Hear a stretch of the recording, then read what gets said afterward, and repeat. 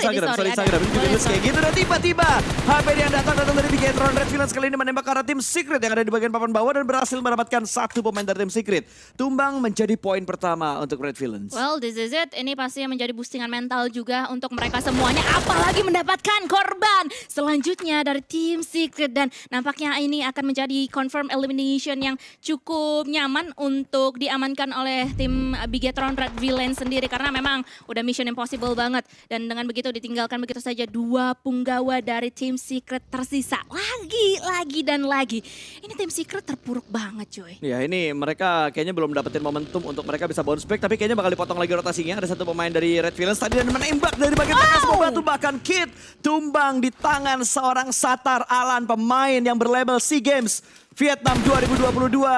Berhasil kembali mendapatkan satu pemain dari tim Secret. Bahkan iShoot masih diupayakan kembali dari rekan Malaysianya yang lain. Tapi iShoot masih selamat, Secret masih belum tusun.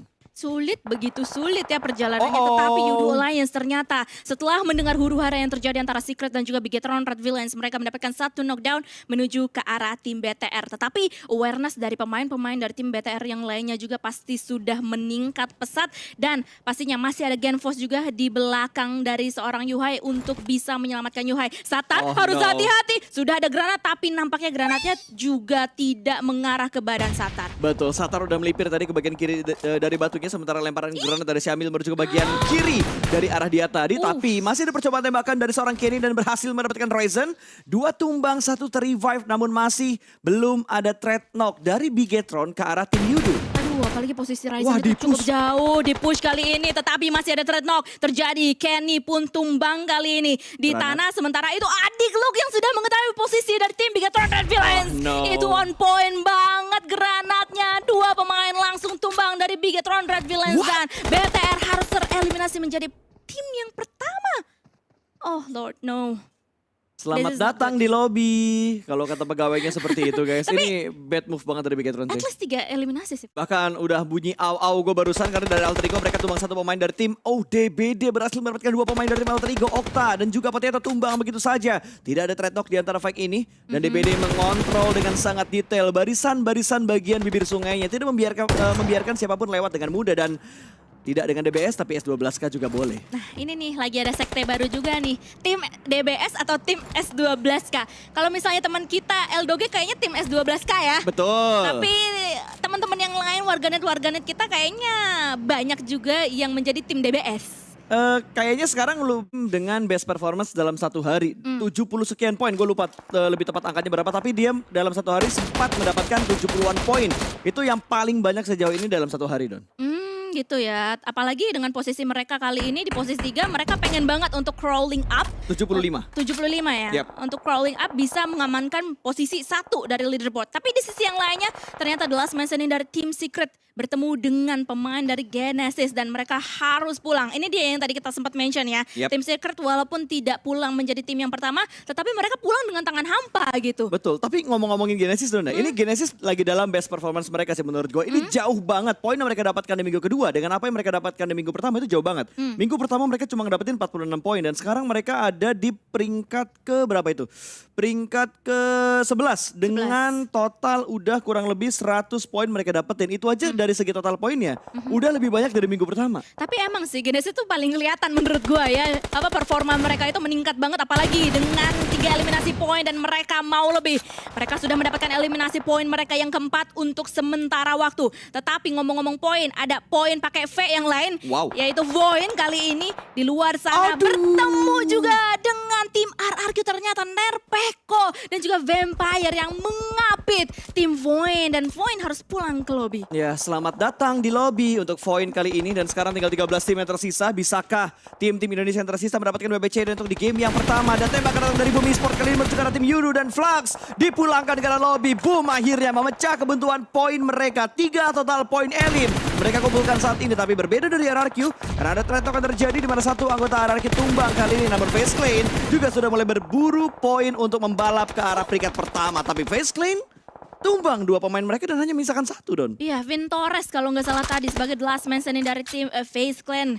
Dan teman-teman yang lainnya sudah dieliminasi. Sementara itu Genesis yang sudah tadi kita mention, mereka harus tereliminasi. Tetapi mereka pulang mengantongi 4 eliminasi poin. Lumayan banget ini, poinnya cukup besar untuk tim Genesis sendiri. Tetapi Boom Esports juga tadi kita bisa melihat mereka akan masuk ke dalam bagian zona. Tetapi Vin Torres kali ini dihentikan langkahnya di tangan tim PBE. Betul, ke sandwich sama dua split yang dilakukan sama tim PBE. Bahkan dari PBE mereka masih fokus karena ada The Xavier yang masih membayang-bayangi mereka. Dan di arah lain lagi dari tim Indonesia, RRQ kehilangan satu lagi pemain mereka di mana Asa dipulangkan. Dan Mort kali ini mungkin bakal menyusul karena Sam9 gila. Pengamatan dari arah Sam9 nih ke RRQ benar-benar detail banget. Dan tinggal Peko seorang diri yang tersisa masih bersembunyi di balik smoke.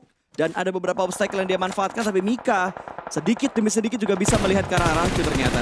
Betul sekali, nggak cuma ke RRQ tetapi Boom Esports pun juga menjadi pantauan mereka yang kedua.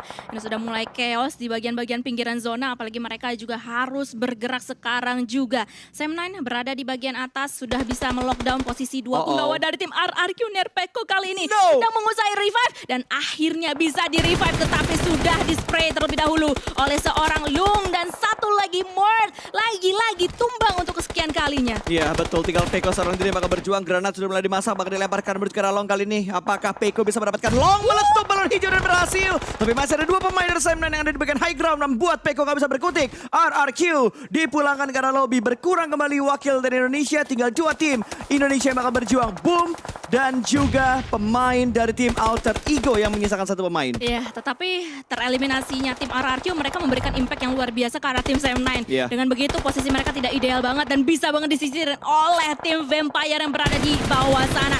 And that's it, Sam9 menjadi makanan tim Vampire. Dan nampaknya Vampire mau makan lebih banyak lagi karena mereka sudah mengetahui posisi dari DBD di ujung sana. Ya, bahkan dari Alter Ego mereka juga sudah dipulangkan ke arah lobby. Sementara dari Boom Esports mereka masih berburu mangsa. Berhasil mendapatkan pemain dari tim Geek Fam atau Geek Slate. Ada Snipes tadi yang menjadi santapan dari Boom Esports kali ini. Dua pemain atau tiga pemain lainnya sudah mulai ke spot. Namun dari Ponbit masih belum mendapatkan korban-korban dari Geek Slate yang lainnya. Dikeker kembali, ada yang lompat, hitmarknya dapat tapi masih belum bisa mendapatkan sebuah knockdown.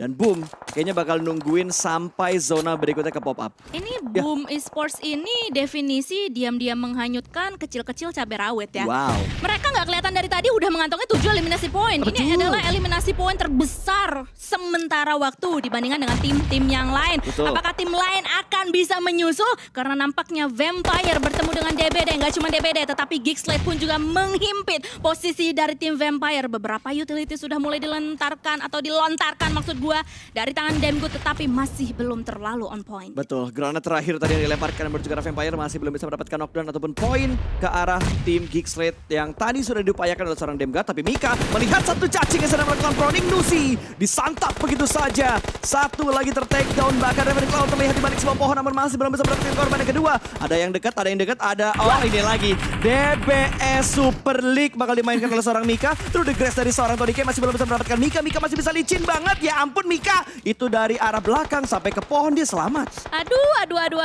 alot banget ya fight antara mereka semuanya. Dan bahkan Vampire masih kokoh dengan 3 punggawa mereka. Dan nampaknya mereka mau menghadapi tim Geek dulu di depan sana. Sudah ada beberapa smoke juga yang sudah mulai diserap. Tetapi Demgood akan menjadi sneaky assassin menuju ke arah tim Vampire yang nampaknya gak dijaga angle menuju ke arah Demgood sendiri. Dan nampaknya dari pemain-pemain Vampire mereka lebih memilih untuk geser ke kiri sedikit. Tony K dalam usahanya kabur ngacir menggunakan bagi dan bergerak sedikit, dia mendapatkan beberapa damage tambahan. Ya, sementara dari seorang Moonboy masih berusaha mencari babi yang sedang melakukan proning kali ini. Masih belum kelihatan ternyata, tapi tiba-tiba Boom Esports berhasil mendapatkan satu pemain tersebut dan PBE dipulangkan ke arah lobby. Moonboy tugas yang cukup berat ternyata tidak bisa dia pegang. Bahkan kali ini babi yang ngeperon berhasil mendapatkan pemain dari Boom Esports. Rezi tumbang di tangan Ice, pemain dari Bacon Time ini. Ice menambah pun di elimination untuk Bacon Time. Oh my god, dengan begitu dari tim Boom Esports sedikit pincang posisinya untuk bisa masuk ke late game kita kali ini. Sementara itu di sisi yang lainnya,